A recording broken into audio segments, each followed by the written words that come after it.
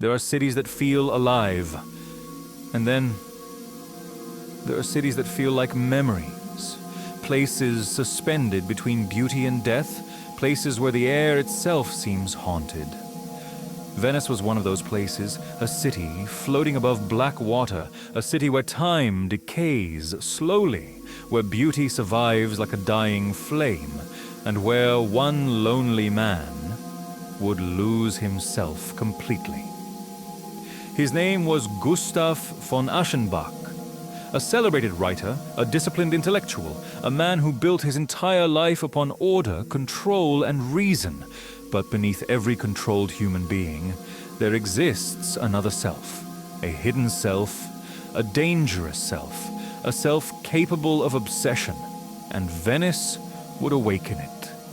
Tonight, we enter a world of elegance, decay, desire, and psychological collapse, a story where beauty becomes fatal, a story where loneliness becomes addiction, a story where one man follows perfection, all the way toward destruction.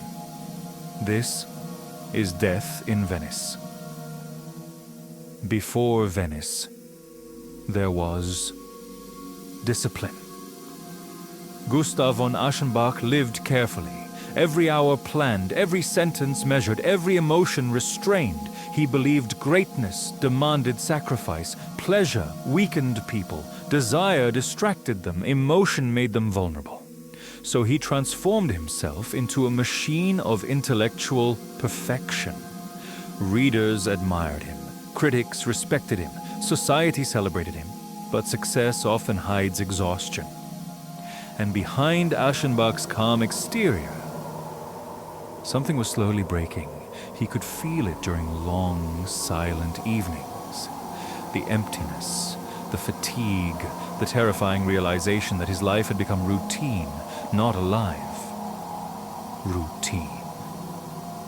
One afternoon, while walking through Munich, Aschenbach noticed a strange traveler standing near a cemetery. The man's appearance disturbed him.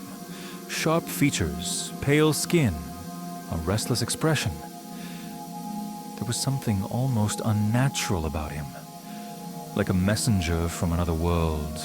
And after seeing him, Aschenbach felt an overwhelming desire. Not desire for a person, desire for escape, for movement, for transformation. It was sudden, violent, unexplainable. The carefully controlled writer made a decision. He would travel south, toward the sea, toward Venice. And without realizing it, he had already begun descending toward his fate. Venice does not feel real when first seen. It feels imagined, a city emerging from dreams, water replacing roads, palaces rising from the sea, church bells echoing through fog, beauty everywhere. But beneath the beauty, there was decay. The buildings were aging. The water smelled strange. The air felt heavy. Venice looked magnificent and exhausted. Aschenbach arrived by gondola as the sun disappeared behind clouds. The canals reflected dying golden light. Everything moved slowly. Even time itself seemed tired there. At his luxurious hotel near the beach, he observed wealthy guests dining elegantly beneath chandeliers. Music drifted through open windows. Wine glasses shimmered. Soft laughter echoed. And then he saw the boy, Tadzio, young, beautiful, almost unreal. The boy stood silently beside his family. His face seemed sculpted rather than born. Delicate features, golden hair, a distant expression. Aschenbach stared longer than he intended, because something impossible happened in that moment. The disciplined writer, who spent decades suppressing emotion, felt beauty strike him like lightning. Not physical desire alone, something deeper, something spiritual. Tadzio appeared less like a person, just miss, and more like an ideal. The embodiment of youth, grace, perfection. And Aschenbach, already exhausted by aging and loneliness, became captivated instantly. At first, Aschenbach tried to remain rational. He told himself the boy merely represented artistic beauty, nothing more. But obsession rarely announces itself honestly. It begins quietly, a glance, a thought, a harmless curiosity. Then slowly, it consumes everything. Aschenbach began arranging his days around seeing Tadzio. Breakfast became important only because the boy might appear. Walks along the beach became rituals. Every movement of the child fascinated him.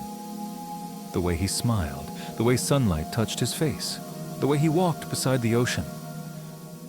Aschenbach observed him constantly, not speaking, not approaching, only watching, and with every passing day, his inner world grew more unstable, because beauty can become dangerous when encountered at the wrong moment in life, especially for lonely people, especially for aging people, especially for people who suddenly realize time is running out. Aschenbach began feeling younger around Tadzio, more alive, but also more fragile. The boy awakened emotions he had buried for decades: desire, wonder, longing. And once awakened, those emotions refused to disappear. Something was wrong in Venice. At first, the signs were subtle: an unpleasant smell in the air, rumors whispered quietly between travelers, guests leaving unexpectedly, officials avoiding direct answers. But beneath the elegant surface of the city, disease was spreading.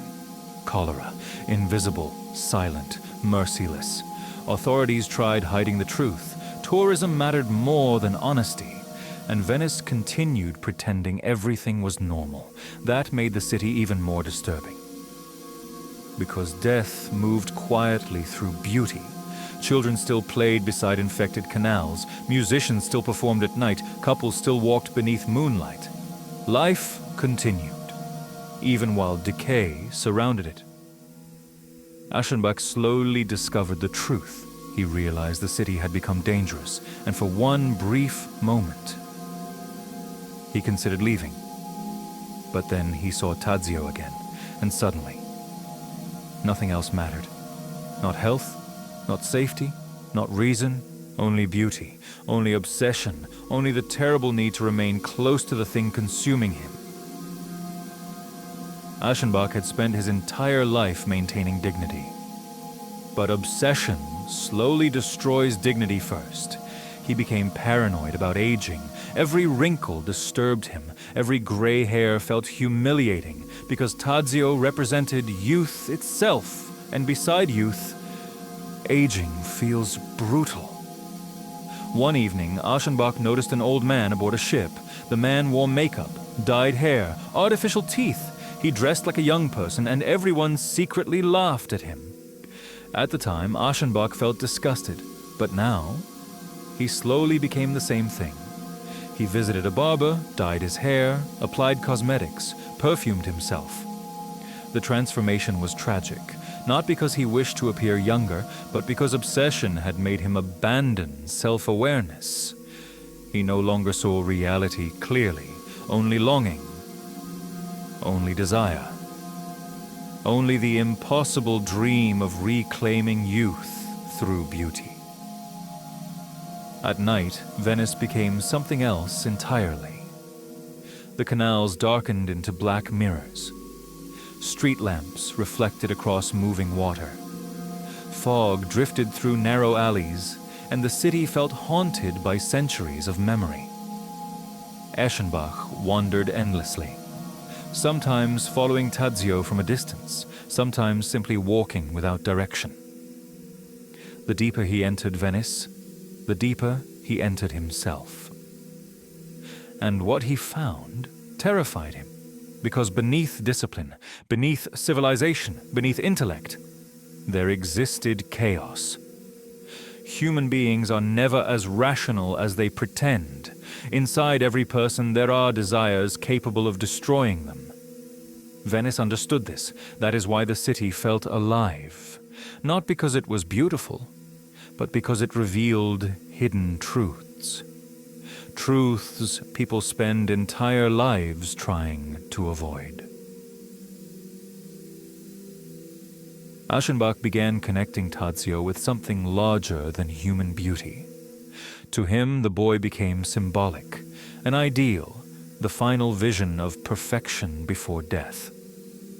And perhaps that is why the obsession became unbearable, because deep inside, Aschenbach understood he was dying.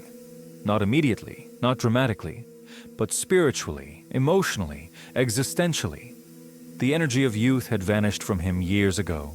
His routines protected him from this realization, but Venice destroyed routines, and Tadzio forced him to confront what he lost: time, vitality, possibility. Human beings often become obsessed not with people, but with what those people represent.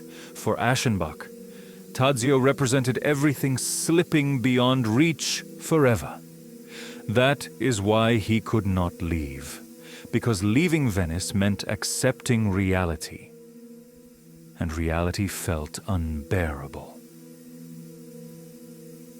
Venice was changing, not suddenly, slowly, like a beautiful face beginning to crack beneath makeup. The city still looked magnificent from a distance. The canals still reflected golden light. The hotels still served elegant dinners. Musicians still played beneath the night sky.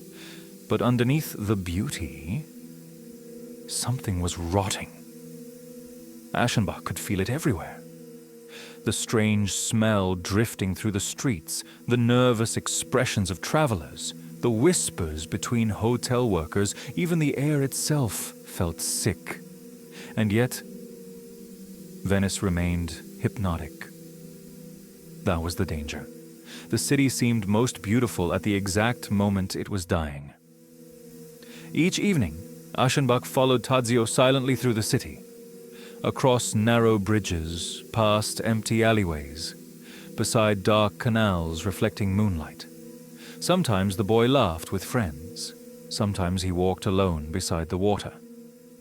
And every movement deepened the obsession. Aschenbach no longer experienced Venice like an ordinary person. Everything became connected. There are stories that entertain people for a few hours, and then there are stories that quietly follow them for years. Stories that feel less like fiction and more like memories from another life. Welcome to NOIIR, a place where literature becomes atmosphere, where every story feels cinematic, haunting, and deeply human. Tonight, we travel into Venice, a city of beauty and decay, a city where the water reflects dreams and loneliness echoes through empty streets. And at the center of this story, a man slowly losing himself to obsession. Death in Venice is not simply a novel. It is a meditation on beauty, on aging, on desire, and on the dangerous things human beings chase when they realize time is slipping away. This is a story about silence, about longing, about emotions so deep they begin destroying the person who feels them.